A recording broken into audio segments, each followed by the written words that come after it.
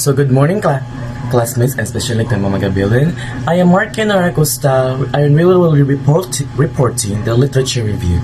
Before we start our discussion, we will have an introduction of this topic. So, by the end of this lesson, you will be able to determine the purpose of a literature review, define the context of the literature review, analyze the feature of the literature review, and lastly, the produce of an effective literature review. So let's get started on what is really a literature review. So a literature review is an academic writing that provides an overview of a specific topic. It surveys the scholarly works such as academic books, but not really a non-textbook, some educational books or some physics books like those, or mathematical books like an app related to academic books. We have some also computerized, database, conference proceedings, dissertation or thesis, empirical studies, government reportings, historical records, journal articles, monographs, and statistic handbooks. As an advanced form of academic writing, a literature review critically analyzes the relationship among the different scholarly works and the current work. It can be written as a stand-alone paper or as a part of a research paper explaining the theoretical framework and related studies. Unlike annotated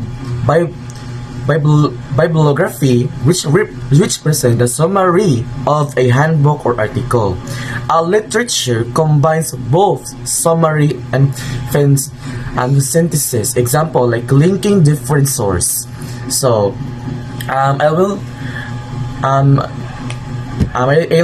leader give me as an example, but I will just say it. So, in annotated bibliography, it is summarize the reference and explain how important they are in addressing the research question. In the book review, you just evaluate a book.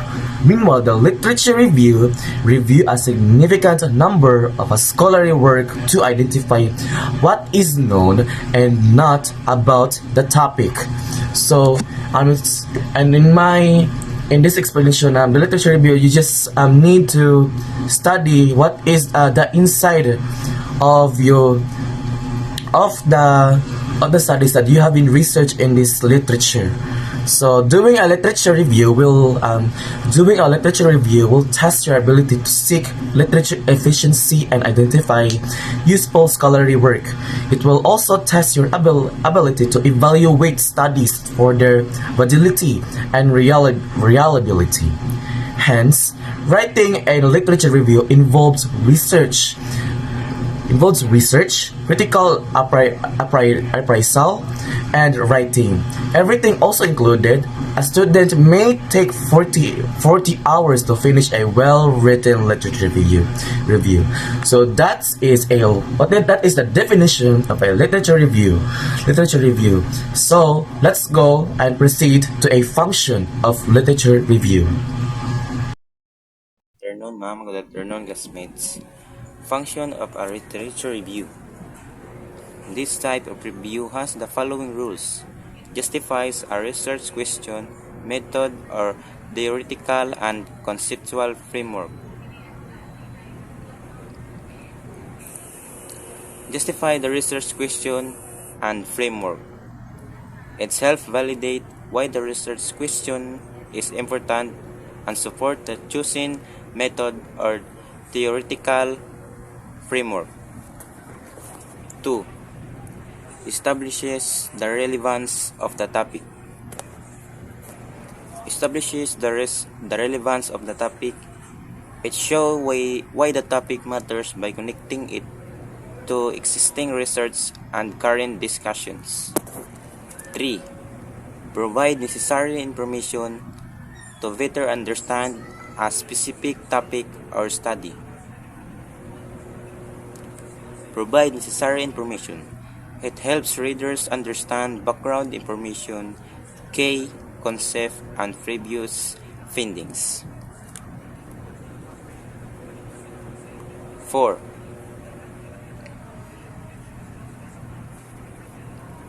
Show reviewers familiarity and mastery of the topic. Demonstrate familiarity and expertise. It proves that the researcher knows the topic well and understand previous studies. 5. Establishes the niche of the study.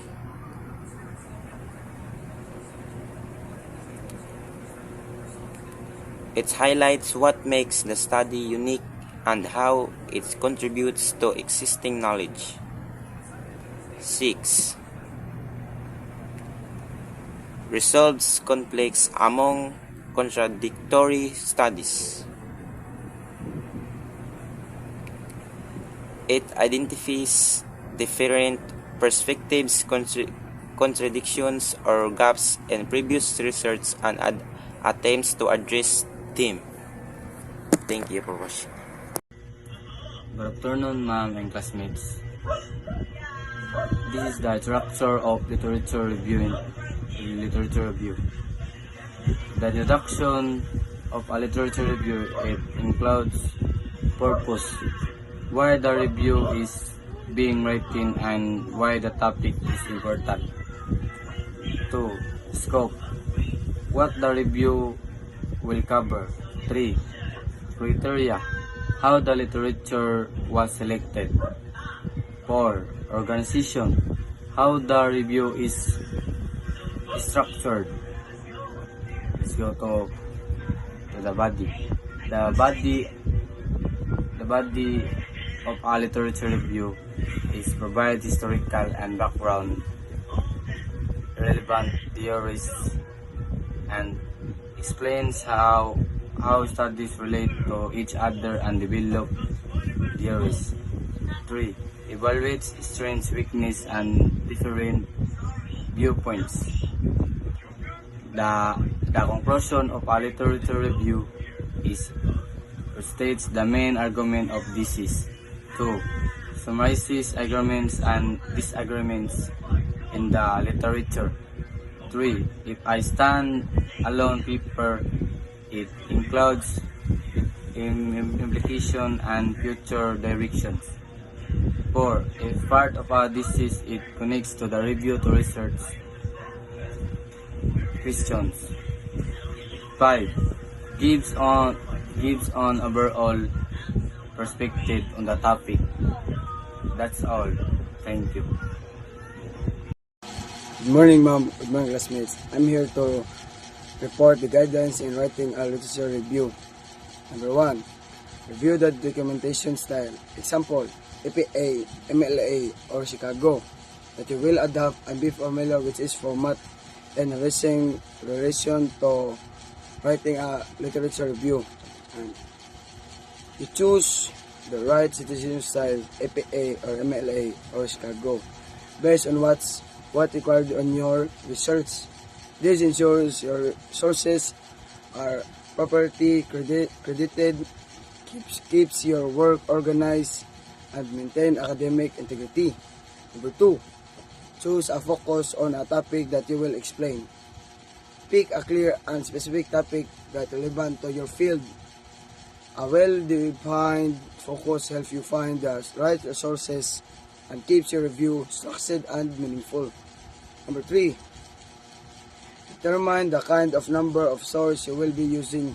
Will your literature review be exclusive to articles or will it include other documents? Will you focus on experimental studies or will you also include theoretical papers and explain a theory? Example 1. Choose a variety of sources including journal articles, books, research reports, and theoretical papers. Decide whether to embrace the experimental studies with data or theoretical works that explain the key ideas. Number 4. Survey the available online databases relevant to your topic. Include ProQuest, Science Direct, GSTOR, or Google Scholar. As much as possible, include only the specific published by top journal and publishers. Search for reliable information in trusted academic database like ProQuest, Science Direct, GSTOR, or Google Scholar. These platforms provide high quality and peer-reviewed sources that add credibility to your work.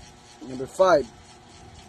Use relevant keywords when searching for scholarship documents or articles. For example, if your topic is about impact Facebook-based or e-polas and writing skills of ESL learners, your possible keywords are Facebook, ESL, writing, e-portfolio, and portfolio assignment, Facebook-based e-portfolio, and social networking sites. Use precise keywords when searching for sources. For enhance, if you're studying Facebook-based e-portfolios for ESL learners, relevant keywords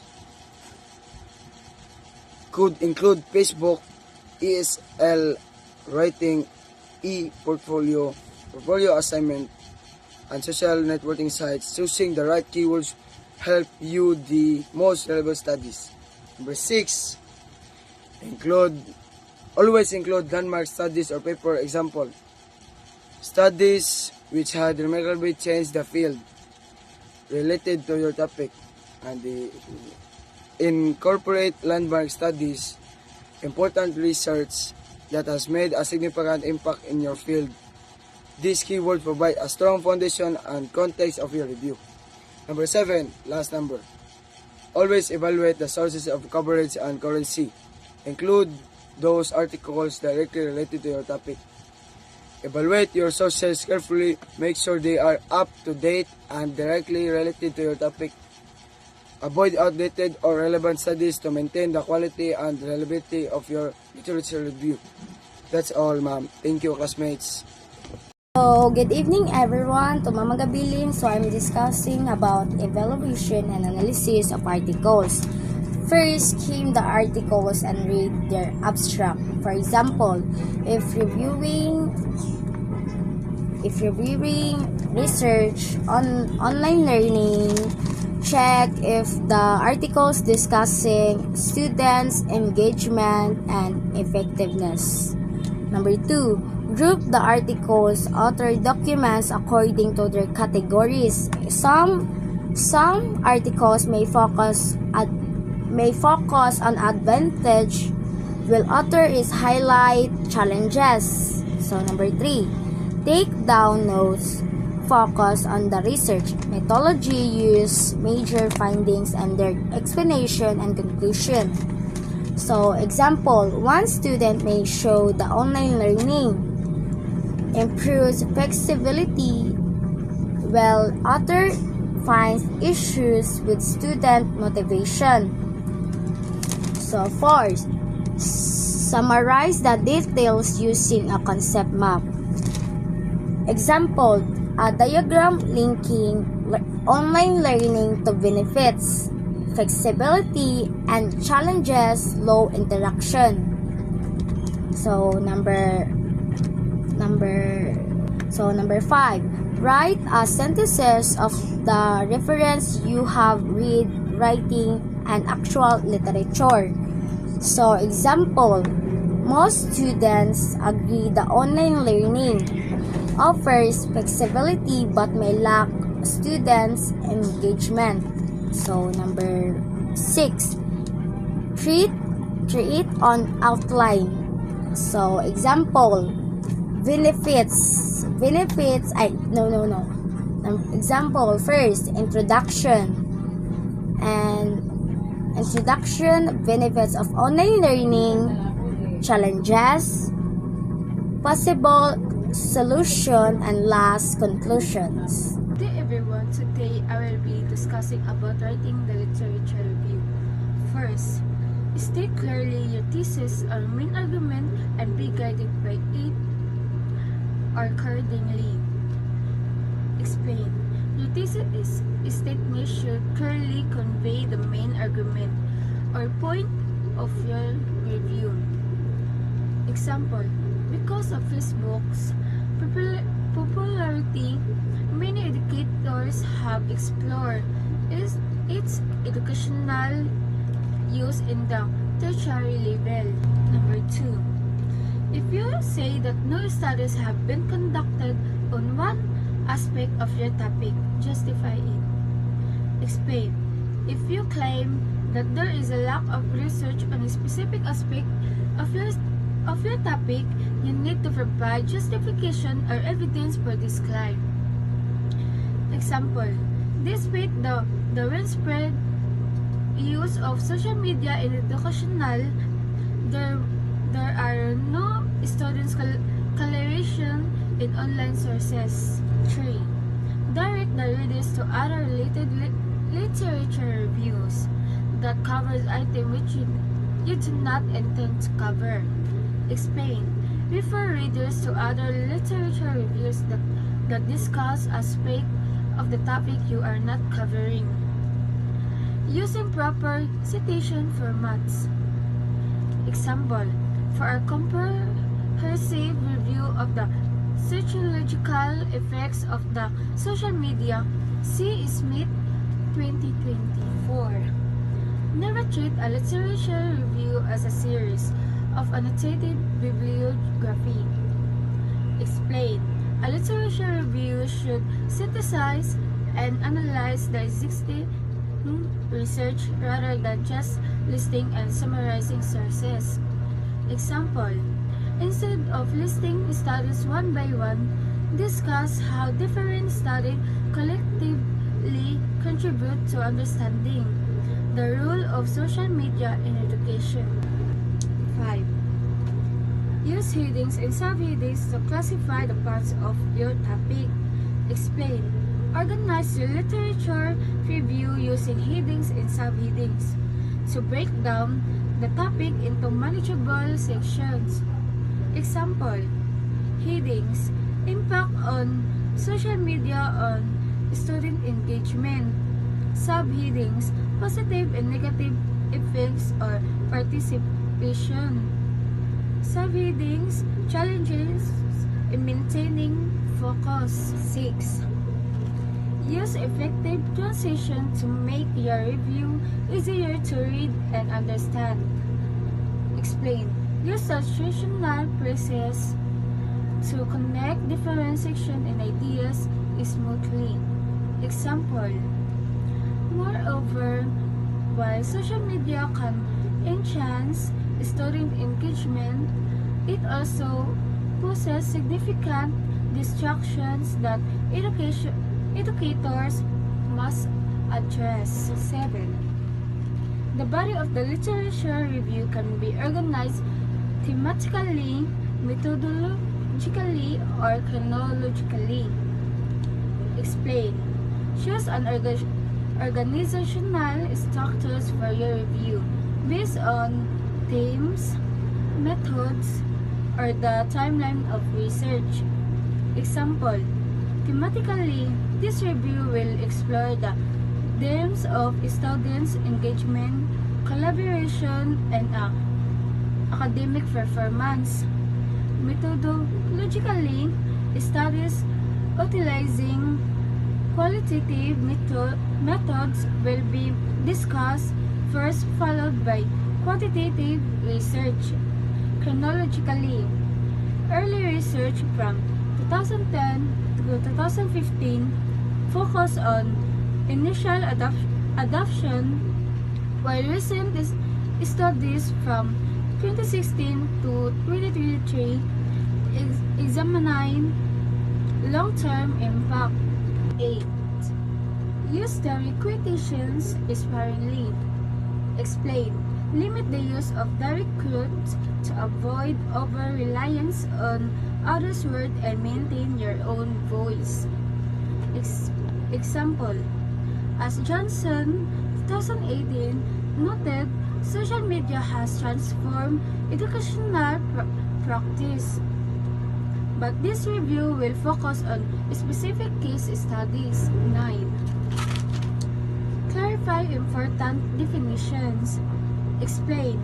Define key terms and concepts to ensure clarify for the reader. Example. For the purposes of this review, tertiary education refers to post-secondary education including universities and colleges.